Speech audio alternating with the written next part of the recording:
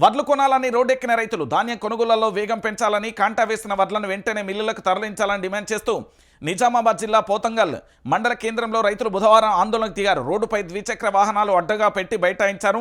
మిల్లులలో అన్లోడింగ్ సమస్యతో లారీలు 4-5 రోజులుగా అక్కడే ఉంటున్నాయని, లారీల రాక ఇబ్బందులు పడుతున్నారని ఆవేదన వ్యక్తం చేస్తున్న ప్రజలు అంటూ కూడా చూడొచ్చు. వడ్లు కొనాలని పూర్తి స్థాయిలో కూడా ఆఖరికి కాంగ్రెస్ ప్రభుత్వం ఎంత దారుణ నీచానికి ఒడగట్టింది అంటే, ఇక్కడ ఒక విషయాన్ని చూడండి.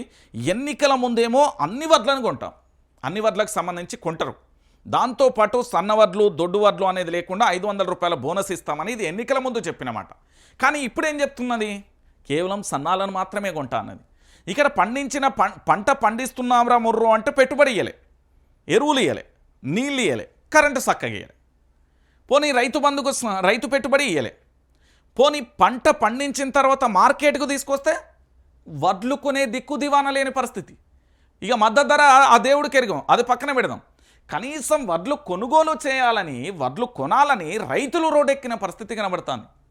కల్వకుంట్ల చంద్రశేఖరరావు గారి సారథ్యంలో ఈ తెలంగాణ రాష్ట్రంలో అన్నపూర్ణ రాష్ట్రంగా విరజిల్లింది ఈ తెలంగాణ రాష్ట్రం.